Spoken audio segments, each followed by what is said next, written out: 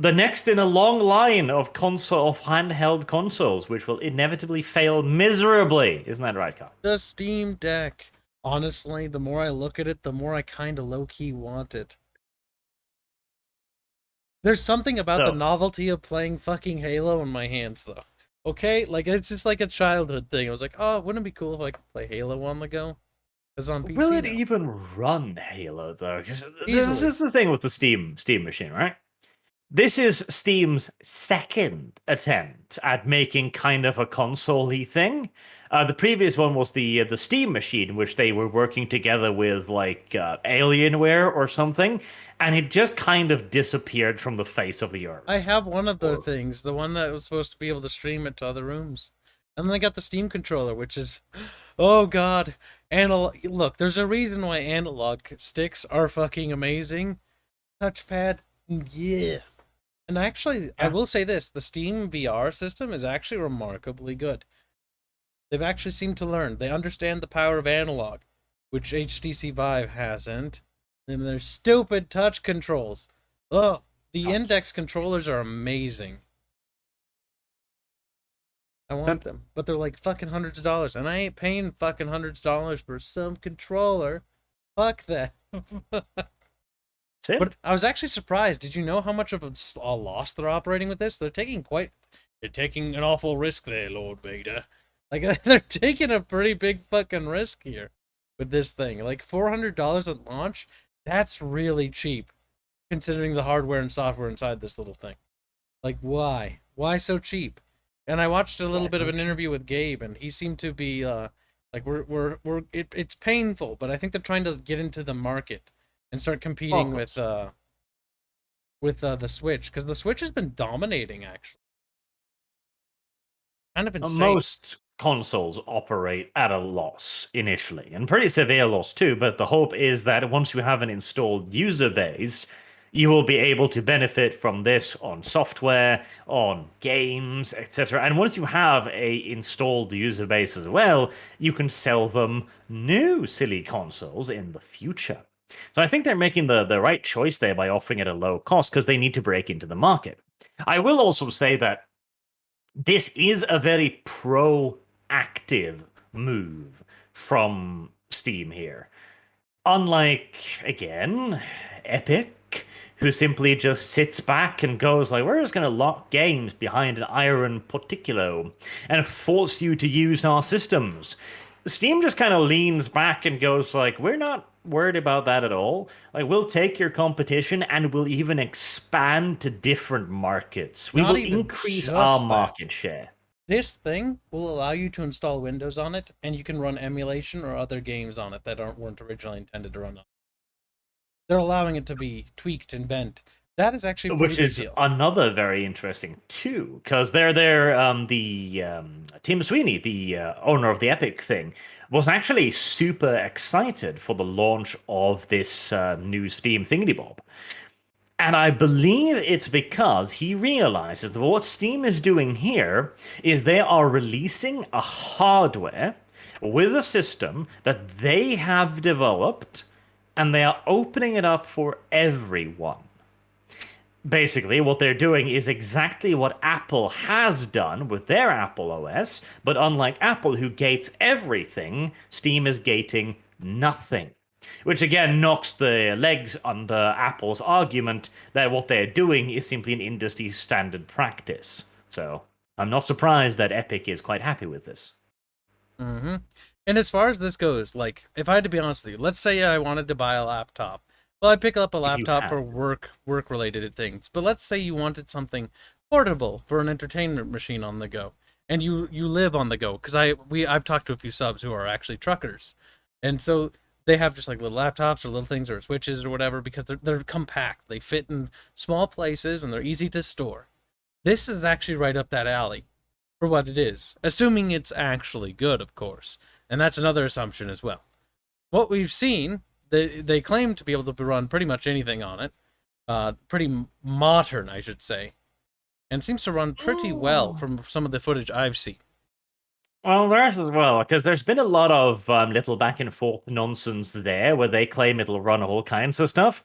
And I've also seen claims that apparently it can't even run stuff like Battlegrounds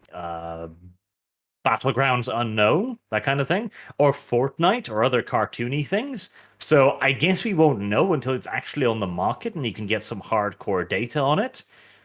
Because right now there seems to be a lot of confusion, if, buts, and whens about what it's actually capable of. It's a pretty interesting piece of hardware, though. And I gotta say, this is actually completely where I was expecting. Uh, Not just, I wasn't expecting Steam to do this, but in my opinion, I've always said this, but I think the future of console gaming is where the Switch has gone. It's portability. There's come a point in which PCs are getting cheaper and easier to acquire, except for that whole GPU nonsense with the fucking Bitcoin thing or whatever. That's racking up the price of GPUs. But like they're becoming more accessible, and more people are getting into PC gaming now. And I think consoles are basically just becoming low grade PCs, so they're either gonna just make like easy to purchase computer, or they're just gonna start transitioning into mobile stuff, because the technology for miniaturized like GPUs and CPUs and all that stuff and fitting it in the ear is actually pretty advanced now, so they can actually fit a lot of power in those little handheld things. There's also the fact that this is an excellent way to go after the excuse me, casual market. Mm, very By much. because you can buy like a $400 console and give it to your mother and be like, "Hey, mom, you play Peggle?" It's like, "Yes, play it on this." Whoa, Portable Peggle. portable Peggle.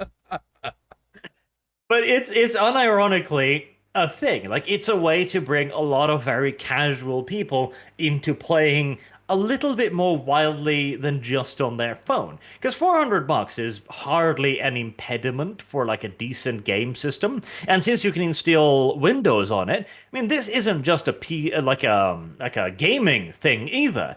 You know, I'm assuming it has some kind of Wi-Fi connection. You pop internet on it. Now you have basically a tiny little portable computer. You could use it to write shit, to work on it, to bring it with you, hook it up to a TV screen, use it to run movies off, etc. I Yeah, think marketing it more like a utility rather than just like a gaming kit will help Valve out greatly. And just be like, this is just a tiny little PC that's designed first and foremost for games, but can be used for anything. you can watch movies, listen to music, etc. on it. And that's actually pretty Yeah. cool. Like you just plug it into your TV. Like you have a portable entertainment system now. Again, like And I it's said, a portability, it's powerful great. portable entertainment system. It's not just a Switch that just does games. You can put whatever the hell you want on this little bastard thing, you know? You know what I'd put on there? Warcraft 3. There you go. Fucking old school. Reforged. Simp. No, take that back. That's disgusting. See, I just play a lot of old games, so I'd put Medieval 2 on it.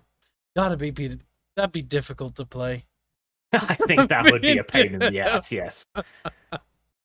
Oh But my there's god. there's lots of little silly games. Like there's tons of little silly like side-scrolling indie games you could put on there, for example. You know, stuff that's one step above Peggle, not quite complicated enough to freak out your mommy, but still usable. I mean, you'll And hey, probably be able to run most modern things on it fairly well. well that's not the thing here, because if they're aiming this partially towards the casual market, which I think inherently Indies, part Doom, Battlefield, there you go, bam. yeah, so but even then, like a handheld solution like this will inherently be aimed, at least in part, at a wider casual market. And in those cases, you want something easy to play, something nice, something comfortable. I mean, hell, that's why the Wii was such a massive success, because it was baby's first child rearing device. You know, you put the child in front of the Wii and it waggles the stick at the screen, and mommy can go do something else, like pleasure herself. Okay. That, that was a twist. Actually, I was surprised. You know, the Wii gets a lot of slack because even in this generation, it was extremely underpowered. And when it came up with the Wii U, which is actually one of those underrated consoles in terms of it had some really good ideas, but like the Wii is actually a pretty solid platform for what it was and for what it could do. Like If I was to go back, I'd probably play the Wii over like the Xbox 360 or the PlayStation 3 because most of that stuff has been ported or it can be emulated on PC.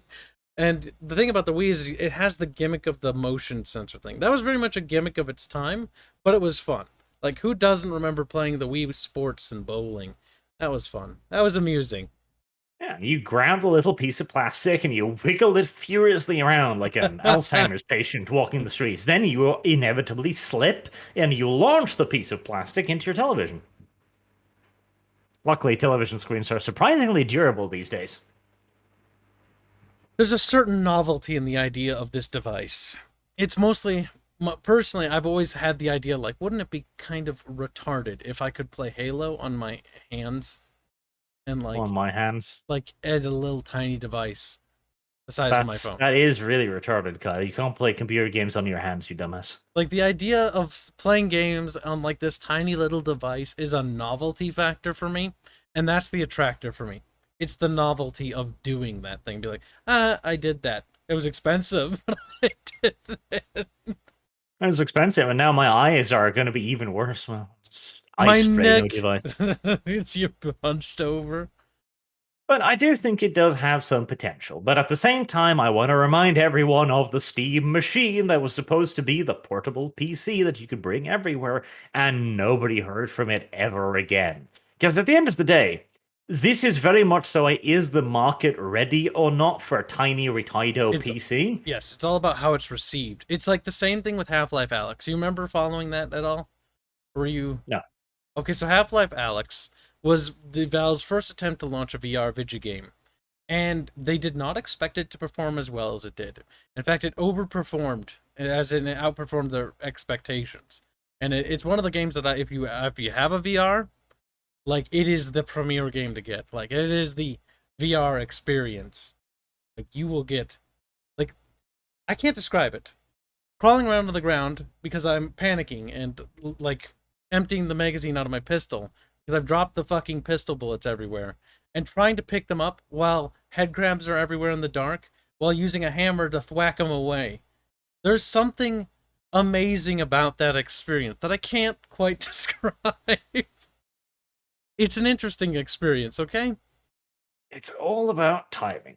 It's timing, timing, timing. Because I remind you, it was Microsoft, of course, who first invented the bloody tablet thingy, and nobody liked it.